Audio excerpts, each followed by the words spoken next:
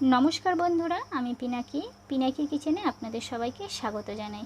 आज के आरो एकटा नतून रेसिपि निये आपनादेर सामने हाजिर हयेछि। आज के आमार रेसिपि चिड़ेर पोलाव। टिफिन बक्से एमनकि सकालेर जलखाबारे छोटो थेके बड़ो सकले एटा खेते भीषण भालोबाशे। खूबই अल्प समये बाड़ीते थाका किछु घरोया उपकरण दिए एटा चटजलदि तैरी करे नेওয়া যায়। ভিডিওটি ভালো লাগলে লাইক শেয়ার কমেন্ট করবেন আর প্লিজ চ্যানেলটিকে সাবস্ক্রাইব করে দিয়ে পাশে থাকা বেল আইকনে ক্লিক করে দিবেন। তাহলে চলুন দেরি না করে রেসিপিটা দেখে নিই। তৈরি করছি চিড়ের পোলাও। চিড়ে পোলাও বানানোর জন্য আমি এই বাটির মাপে 2 বাটি চিড়ে নিয়েছি। আর চিড়েটা মোটা চিড়ে নিয়েছি। পোলাও বানানোর জন্য সব সময় চেষ্টা করবেন মোটা চিড়েটা নেওয়ার, কারণ মোটা চিড়েই কিন্তু পোলাওটা ভালো হয়। আমি প্রথমেই চিড়েটাকে জল দিয়ে পরিষ্কার করে ধুয়ে নেব। চিড়েটা জলে বেশিক্ষণ ভিজিয়ে রাখলে চিড়ে নরম হয়ে যাবে, তাই চিড়েটা একদম জলে বেশিক্ষণ ভিজিয়ে রাখা যাবে না। 2 থেকে 3 বার চিড়েটাকে ধুলে নিলেই হবে। চিড়েটা যেহেতু জলে ভেজানো ছিল ফলে অনেকটাই নরম হয়ে যায়, তাই খুব সাবধানে আলতো হাতে নাড়াচাড়া করে চিড়েটাকে ধুয়ে নিতে হবে। আর এই কাজটা আমাদের খুব সাবধানে করতে হবে। আমি পরিষ্কার করে চিড়েটা ধুয়ে নিয়েছি। এবার চিড়েটা ধুয়ে নেওয়ার পরে 2 থেকে 3 মিনিট জলটা শুকিয়ে নিচ্ছি। এতে করে পোলাও অনেকটা ঝরঝরে হয়, একদম জড়ালো হয়ে যায় না, খেতে অসাধারণ লাগে। এবারে চিড়েটা শুকিয়ে নেওয়ার পর দিয়ে দিচ্ছি স্বাদ মতো লবণ, 3 টেস্পুনের মতো চিনি। চিনির পরিমাণটা আপনারা আপনাদের পছন্দ মতো কম বা বেশি করে নিতে পারেন। এবার সবার শেষে দিয়ে নিচ্ছি সামান্য হলুদ গুঁড়ো। হলুদ, লবণ আর চিনি চিড়েটার সাথে ভালো করে মিশিয়ে নেব। চিড়ে ধুয়ে নেওয়ার পর লবণ আর চিনিটা যদি ভালো করে মিশিয়ে নেওয়া হয় তাহলে পোলাওটাও কিন্তু একদম ঝরঝরে হয়ে যাবে। ভালো করে মিশিয়ে নেওয়ার পর আমি চিড়েটাকে 15 মিনিট রেখে দেব।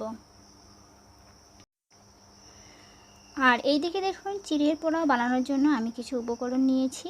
যেমন নিয়েছি 3টে শুকনো লঙ্কা, আদা কুচানো, কিছু গোটা গরম মশলা যেমন লং, দারচিনি, এলাচ, আর নিয়েছি জিরে, সামান্য মৌরি, সর্ষে আর 2টো তেজপাতা। নিয়েছি কাঁচা লঙ্কা কুচি, ঘি, আর এদিকে নিয়েছি চিনেবাদাম আর নিয়েছি কাজু কিশমিশ। আমি কাজু আর কিশমিশটাকে জলে ভিজিয়ে রেখেছি। ওভেনে আমি কড়াই বসিয়ে দিয়েছি। এইবার কড়াইতে আমি দিয়ে দিচ্ছি 4 টিস্পুনের মতো রিফাইন অয়েল।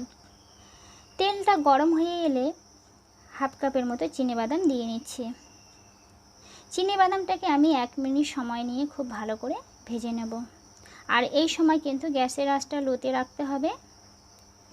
1 মিনিট ধরে চিনেবাদামগুলো ভাজার পর এখানে দিয়ে দিচ্ছি হাফ কাপের মতো কাজু বাদাম।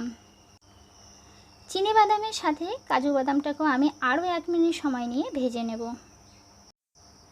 মনে রাখবেন বাদামগুলো ভাজার সময় কিন্তু গ্যাসের আঁচ একদম লোতে রেখে ভাজতে হবে। এবারে আমি এর মধ্যে অ্যাড করে নিচ্ছি হাফ কাপের মতো কিশমিশ।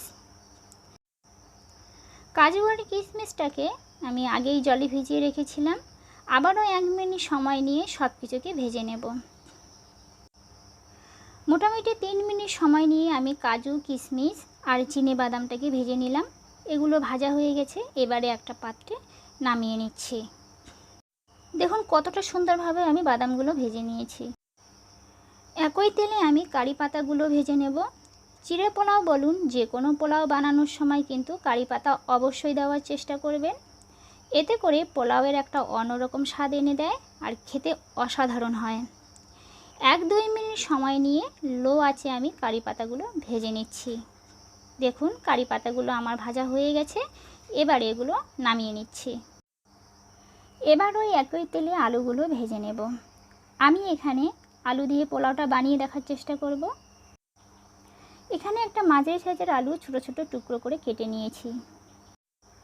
চাইলে আপনারা আপনাদের পছন্দ মতো সবজি দিয়ে দেবেন, যেমন ক্যাপসিকাম, গাজর, বিনস, কড়াইশুঁটি দিয়েও বানাতে পারেন। এতে সামান্য লবণ আর হলুদ দিয়ে আলুটা ভেজে নেব। আলুর টুকরোগুলো হালকা লাল লাল করে ভেজে নিচ্ছি। 2 থেকে 3 মিনিট সময় আলুটাকে ভাজার পর আলুটা দেখুন 90% সেদ্ধ হয়ে গেছে আর আলুটাও পুরোপুরি ভাজা হয়ে গেছে। এবারে আলুটাকে নামিয়ে নিচ্ছি। আলু ভাজার পরে যে অবশিষ্ট তেলটা রয়ে গেছে, পোলাওয়ের স্বাদটা আরও বাড়িয়ে নেওয়ার জন্য এখানে আমি দিয়ে দিচ্ছি 2 টিস্পুনের মতো ঘি। ঘিটা একটু গরম হয়ে গেলে আমি দিয়ে দিচ্ছি ফোড়নের জন্য 3টে শুকনো লঙ্কা, 2টো তেজপাতা। 30 থেকে 40 সেকেন্ড মিডিয়াম আছে তেজপাতা লঙ্কাটাকে আমি একটু ভেজে নিচ্ছি। দেখুন লঙ্কার কালারটা অনেকটা পরিবর্তন এসেছে। এবারে আমি দিয়ে দিচ্ছি 2 টুকরো দারচিনি, 4টে এলাচ আর কিছু লবঙ্গ। সাথে দিয়ে নিচ্ছি 2 টিস্পুনের মতো আদা কুচি, দিয়ে নিলাম 1/2 টিস্পুনের মতো জিরে, 1/2 টিস্পুনের মতো মৌরি আর 1/2 টিস্পুনের মতো সর্ষে। বন্ধুরা, পোলাও বানানোর সময় মৌরিটা অবশ্যই দেওয়ার চেষ্টা করবেন, এতে পোলাওয়ের একটা অন্যরকম স্বাদ এনে দেয়। এবার দিয়ে দিচ্ছি কাঁচা লঙ্কা কুচি। 1 মিনিট সময় নিয়ে কাঁচা লঙ্কাটাকে ভেজে নিচ্ছি। এবারে 15 মিনিট ধরে জল ছাড়িয়ে ম্যারিনেট করে রাখা চিড়েটা এর মধ্যে দিয়ে দেব। চিড়েটা কতটা ঝরঝরে হয়েছে। এবারে চিড়ের সাথে সব কিছু হালকা হাতে মিশিয়ে নেব। বন্ধুরা, মনে রাখবেন চিড়েটা কড়াইতে দেওয়ার পর খুব বেশি নাড়াচাড়া করা যাবে না, তাহলে কিন্তু চিড়েটা ভেঙে যেতে পারে। এবারে আমি অ্যাড করে দিচ্ছি ভিজে রাখা আলু আর বাদামগুলো। চিড়ের সাথে সব কিছু হালকাভাবে মিশিয়ে নিতে হবে। বন্ধুরা, মনে রাখবেন চিড়েটা কড়াইতে দেওয়ার পর খুব বেশি নাড়াচাড়া করা যাবে না, তাহলে কিন্তু চিড়েটা ভেঙে যেতে পারে কিংবা জড়িয়ে যেতে পারে। খুব হালকা হাতে সাবধানে এই মেশানোর কাজটা আমাদের করে নিতে হবে। তো দেখতেই পাচ্ছেন বন্ধুরা, আমাদের চিড়ের পোলাও মোটামুটি কিন্তু রেডি হয়ে গেছে।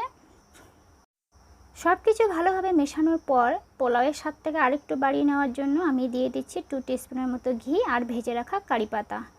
এবারে ঘি আর কারি পাতাটাকে ভালো করে চিড়ের সাথে মিশিয়ে নিলেই তৈরি হয়ে যাবে দুর্দান্ত স্বাদের চিড়ের পোলাও।